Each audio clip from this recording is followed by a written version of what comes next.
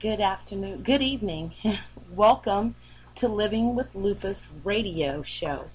Today's topic on this 5th day of January 2018 is alcohol and opioids, medication. I am your host, Deborah Dixon Kinzer. I'm the author of Living with Lupus, My Personal Journey. Today we're going to talk about lupus, medication, and the complications that can happen with alcohol addictions. Well, I'm glad that you guys are able to come on here with me and listen to some of the things that I have to talk about. This is my first time on Instagram really doing something that has to do with lupus. I am the Lupus Glorious on Instagram. Okay. In October 2017, Living with Lupus teamed up with NC-TAP1 to hold an event called Proclamation Day. Now, Proclamation Day was a great event on its own, not to mention that it was also the day that the North Carolina Teen Alcohol Prevention received their proclamation from the former mayor, Nat Robertson, at the time. He was the mayor at the time here in Fayetteville, North Carolina. And it was a very great day. It was a good day. I enjoyed everything about it. During that event, I had the pleasure of speaking with a detective for the Cumberland County Sheriff's Department, and she kind of explained that the Cumberland County Sheriff's Department was perplexed about some of the medications that people take that have lupus. There's a lot of pain medication that goes along with lupus, and it's serious. It's very serious. So if you're taking these pain medications and you're drinking alcohol, it's dangerous as well. So I just want you to just understand the complications that can happen with it, and how this also involves teenagers, because there are teenagers as young as 12 years old that can, have been diagnosed with lupus, and they are taking some of these pain medications. And you never know with teenagers, because teenagers, they don't always tell you what's going on in their life. Okay, so what they pretty much do is, they'll take medication. Things will go on in their lives and everything. They don't tell their parents about what's going on, so therefore they're gonna pretty much hide this thing. So I just want to let you know that even though I don't drink alcohol myself, I know a lot of people that do. I can't speak for those people. I don't think that they take their medication with their pain medication with alcohol or anything like that, but I can't speak for them. However, it would be thoroughly irresponsible of Living with Lupus not to tell you that can intensify any effects of pain medication and can potentially lead to death. Okay? So, let's back up for a little bit, and I want to explain who NC-TAP1 is. NC-TAP1 stands for the North Carolina Teen Alcohol Prevention 1. It's located right here in Fayetteville, North Carolina. The executive director is Carrie Cameron, and Carrie Cameron is an awesome woman of God. Okay, she received the proclamation for North Carolina Teen Alcohol Prevention 1 on October the 28th, 2017. And we are very proud of her for that. And, it took a lot on her part just to keep things running and getting all these things together to get that proclamation. A proclamation is a huge deal. You could do so much with a proclamation. Anyways, I am her staff director. I'm not sure exactly how I ended up being her staff director, but I am her staff director. Thank you, Carrie. Okay, the purpose of North Carolina Teen Alcohol Prevention 1 is to bring awareness to the increasing number of teenagers that are addicted to alcohol. And now we're finding that not only are they drinking alcohol, but they're also using opioids in combination to the alcohol. Okay? So what are opioids? Opioids are those medications that either prescribe to you or over-the-counter medications that are potent enough to make you woozy or gives you a high. And what's a high mean? It means taking the edge off, making you feel a little bit better. You're not feeling any pain whatsoever. Okay? Opioids are medications such as acetaminophen, morphine, methadone, hydrocodone, oxycodone, heroin, oxycontin, Percocet, Padone, Vicodin, Tramadol, Tylox, and Dermarol. Now, how does this affect those with lupus? Well, there's a lot of pain medication that lupus patients are prescribed. Okay, some of those, I'm going to give you at least 3 of them, and that would be Tramadol, Vicodin, and oxycodone. Now, why are they given to people with lupus? Well, a lot of the time, we experience a lot of pain. Okay, it's mainly joint pain, but you can have pain in other places that you may have either had to have surgery for, or something like that. These are controlled medications.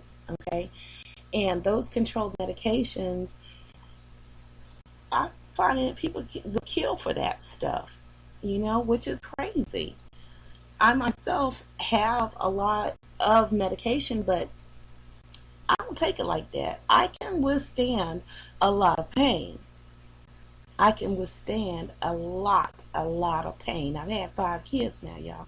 I had them all natural and everything. So I know what kind of pain we go through, and I know what kind of pain I can withstand. If I can have 5 children, I can withstand a lot of this pain. My doctors will tell you, even after my surgery to get rid of my tumors and everything, I ain't take no medication. They was asking me, do you want medication? No, I'm fine. I can handle this.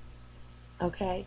A lot of people know me and know that in 2003 I suffered a very serious car accident, one that literally broke my back. It broke bones in my body. It, tore me up to a point where my head was, busted wide open, and I had to have stitches in my head, and I still didn't take medication. And the doctors thought that I was a little bit kooky about that, but you know what?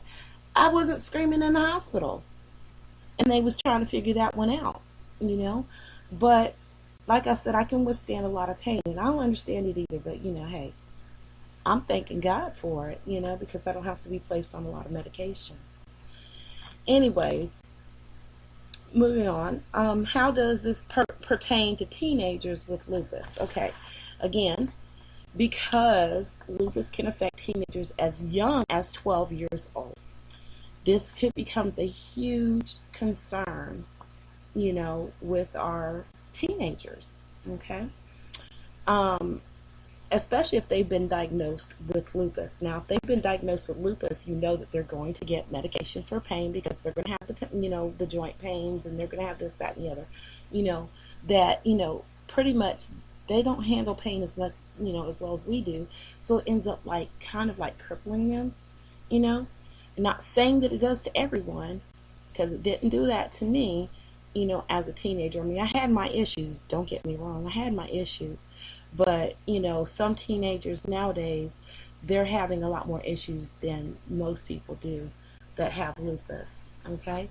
So just, letting you know that this can become a potential problem for them, especially if these teenagers are, having problems that goes along with being a teenager.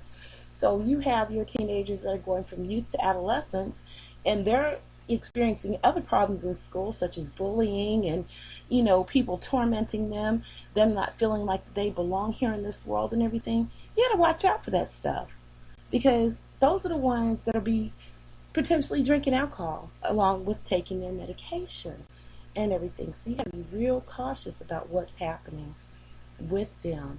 And I'm always concerned about teenagers anyways. I was a teenager once, I went through my little issues, may not be like some of the issues they go through today, but nobody said I wasn't bullied, you know. I know I was bullied. And there's a lot of other people that were bullied too. They might not always say so, but they were, you know. So this, like I said, it becomes a huge concern, not just for a parent, but along with the law enforcement community and the medical community. Okay? So I'm urging us as responsible people and to be on the lookout. Mandate reporters, law enforcement, medical field, anybody that has children, you know, be on the lookout to see what's going on with them. Find out what's happening in their life. If they look like they're going through depression, if they look like they're having problems in school, they just start shutting themselves off from everybody else and just wanting to be alone, then you might be concerned yourself about what is going on with this child. Now, I'm not sure exactly, how much goes on with these children, but in today's society, there are more children now, there are more teenagers that are out there drinking alcohol. If you don't have your alcohol locked up, or if, your children find less desirable people to hang out with, and all of a sudden they start, their behavior starts changing, they start acting like they don't want to be bothered with you, then you got a potential problem on your hands.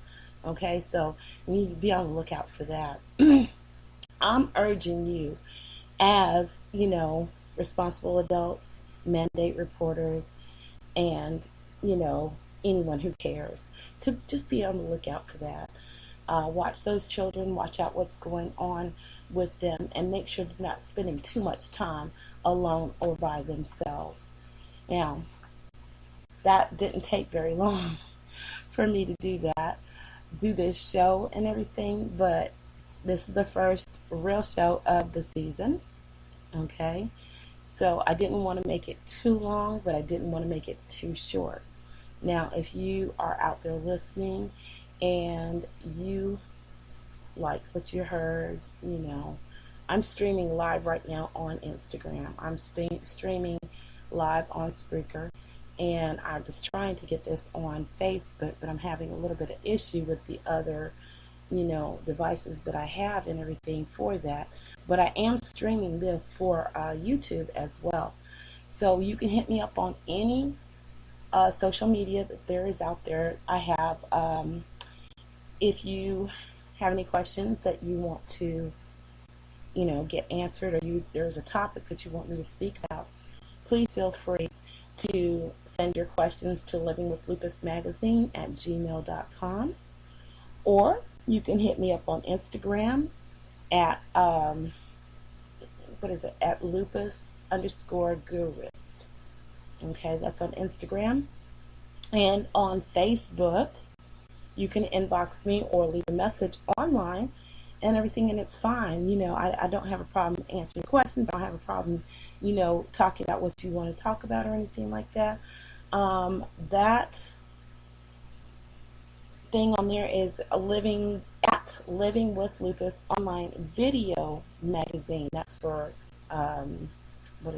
Facebook, and I believe it's the same for Twitter.